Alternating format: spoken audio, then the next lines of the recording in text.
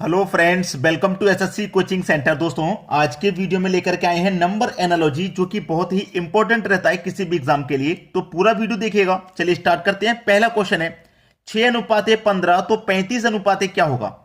बहुत सारे बच्चे यही तरीका लगाने में लग जाते हैं कि 6 से 15 कैसे बनाना है, 6 से 15 कैसे बनेगा, 6 से 15 कैसे बनेगा। भाई देखिए, नंबर एनालॉजी के नियम अगर आपको नहीं पता है तो पहले आप इन नियमों को सीख लें। अगर 6 से 15 नहीं बनता है तो आप 6 से 35 बना के देख सकते हैं।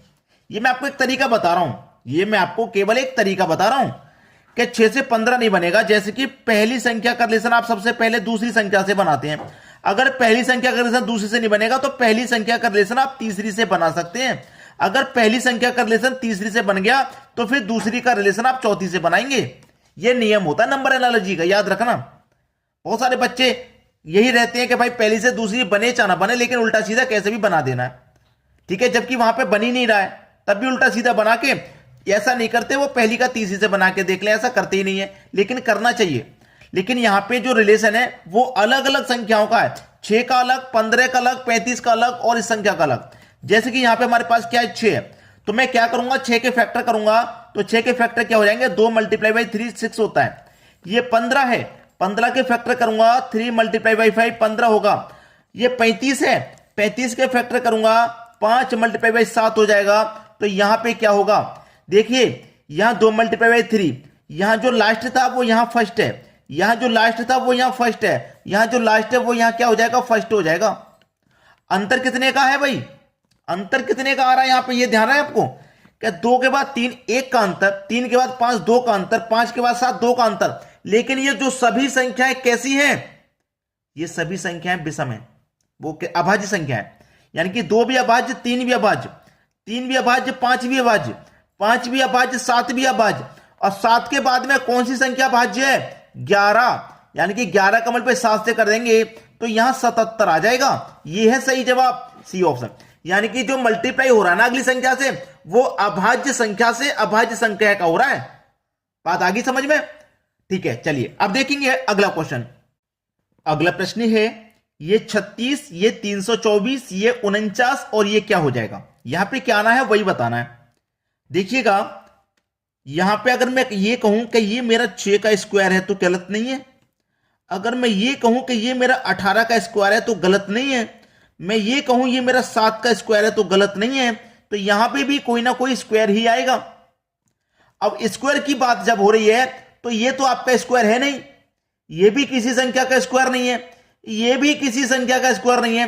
441 21 का स्क्वायर होता है, तो इसका मतलब ये मेरा सही जवाब हो जाएगा अगर मैं स्क्वायर के हिसाब से देखूं तो।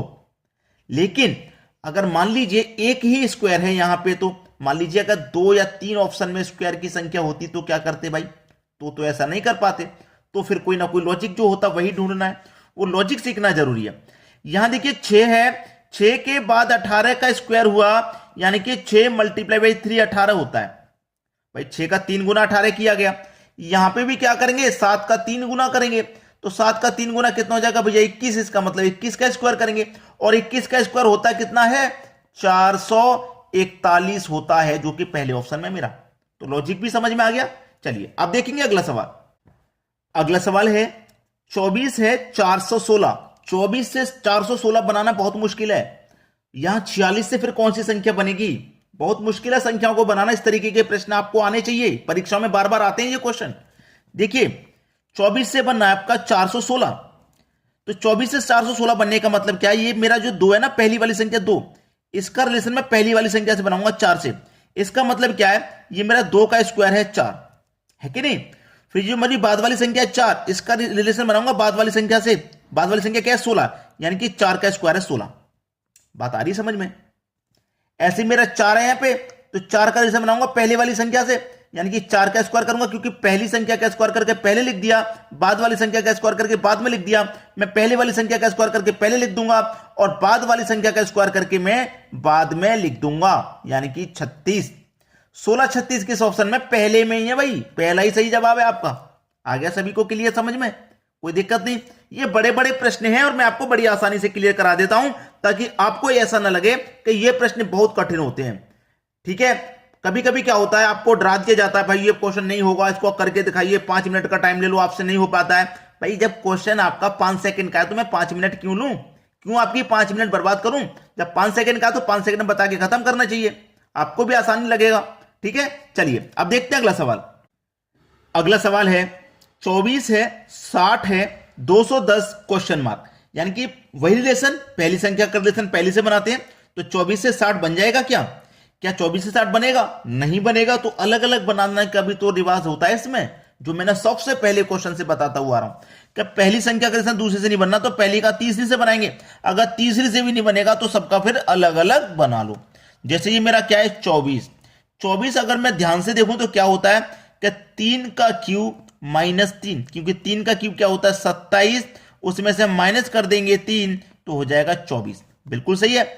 ये मेरा भाई 60 क्या होता है 4 का क्यूब माइनस 4, 4 का क्यूब 64 माइनस कर देंगे 4, 60 हो जाएगा, बन गया। अब वही यहां पे बनाओ रिलेशन 6 का क्यूब माइनस 6, 6 का क्यूब कितना होता है भाई 216 माइनस कर देंगे 6 बन जाएगा 210। अब यहां किस संख्या का क्यूब लें? यहां 3 के बाद 4 का लिया, यहां 6 के बाद 7 का ले लेंगे। तो 7 का क्यूब माइनस 7, 7 का क्यूब 343 माइनस कर देंगे 7, 343 में से माइनस कर देंगे 7 तो कितना आ जाएगा भैया 336, यानी कि सी ऑप्शन सही जवाब है आपका। क्लियर सभी को? चलिए अब देखेंगे हम अगला सवाल। अगला सवाल है 49, 16, 169, यहां पे क्या आएगा?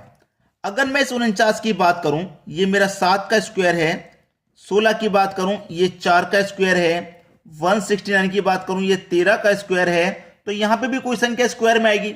77 किसी संख्या का स्क्वायर नहीं होता, 80 भी नहीं होता, 94 भी नहीं होता, 100 होता है मेरा 10 का स्क्वायर, तो मेरा ये सही हो जाएगा। अगर यहां पे 2-3 ऑप्शन में स्क्वायर वाली संख्या होती तो हम नहीं कर पाते ऐसा, तो हमें कोई ना कोई लॉजिक ही पता होना चाहिए था।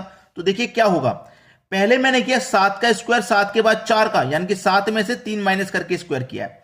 बिल्कुल वैसे ही यहां 13 का किया है ना, तो 13 में से भी 3 माइनस करो, तो 13 में से 3 माइनस हो जाएगा तो 10 बचेगा, यानी कि 10 का स्क्वायर आएगा। और 10 का स्क्वायर क्या होता है भैया आपका 100 होता है। और 100 कहां दिया गया है? पहले ही ऑप्शन में, ये पहला ऑप्शन हो जाएगा आपका सही जवाब। ठीक है, चलिए अब देखेंगे अगला सवाल। अगला सवाल 49, 81, 100।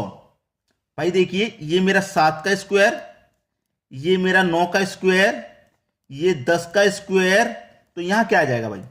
देखिए 7 के बाद 9 का हुआ स्क्वायर यानी कि +2, 7 में 2 जोड़ के किया, तो यहां 10 में भी क्या करेंगे हम 2 जोड़ के करेंगे, तो 10 में 2 जोड़ेंगे, इसका मतलब 12 का स्क्वायर आना चाहिए। और 12 का स्क्वायर क्या होता है 144। ठीक है, अब देखिए ये भी स्क्वायर वाली संख्या थी, ये 8 का स्क्वायर होता है, ये 12 का स्क्वायर, ये 13 का स्क्वायर, यहां पे 3 संख्या स्क्वायर वाली हैं। लेकिन हमें जब तक लॉजिक पता नहीं होगा हम कैसे पता लगा पाएंगे कि भाई यहां पर किस संख्या का स्क्वायर आएगा? अब हमें पता लग गया 12 का स्क्वायर आएगा जो कि 144 है, तो बी ऑप्शन सही हो गया। समझ में आ गया? चलिए अब देखते हैं अगला सवाल। अगला सवाल है 62 है, 64 है, 53 है, क्वेश्चन मार्क है। 62, 64, 53 क्वेश्चन मार्क वाली जगह पे कौन सी संख्या आएगी? देखिएगा ये जो आपके पास 62 है ना, ये 6 है, ये 2 है, यानी कि 6 में से अगर आप 2 घटा देंगे, भाई 6 में से 2 घटा देंगे तो 4 बचेगा।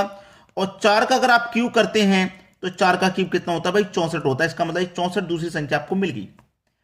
ऐसे ही आपके पास ये 5 है और ये 3 है, 5 में से 3 घटा देंगे 2 बचेगा, और 2 का क्यूब कर देंगे तो 8 हो जाएगा, सी ऑप्शन सही हो जाएगा। सेम लॉजिक लगना चाहिए दोनों में, मैंने सेम लगाया है बिल्कुल, और आपके दिमाग में तुरंत क्लिक हो जाना चाहिए ये लॉजिक जब आपके सामने प्रश्न आ जाएगा तो। ठीक है, चलिए अब देखते हैं अगला सवाल। अगला सवाल है आपका बहुत ही अच्छा सवाल 23, 125, 34 क्वेश्चन मार्क। अब ये जो सवाल है इसका आंसर आप मुझे करके बताना क्या आएगा, क्योंकि मैंने ये क्वेश्चन आपके लिए होमवर्क के लिए रखा है। आसान सवाल है, बिल्कुल कठिन नहीं है, 5 सेकंड में आंसर दे दोगे, इतना आसान है। ठीक है, तो एक क्वेश्चन तो आपके लिए कभी कभी होमवर्क के लिए मिलना ही चाहिए, और मैं पूरा वीडियो इसी के ऊपर बनाया तो एक क्वेश्चन इससे रिलेटेड होना चाहिए। तो आप मुझे कमेंट करके बताएंगे इस प्रश्न का आंसर क्या आएगा। और आपका एक काम और है कि लाइक और शेयर करने का, ये काम भाई आपको और करना है, वीडियो को ज्यादा से ज्यादा शेयर करना है। ठीक है दोस्तों, धन्यवाद।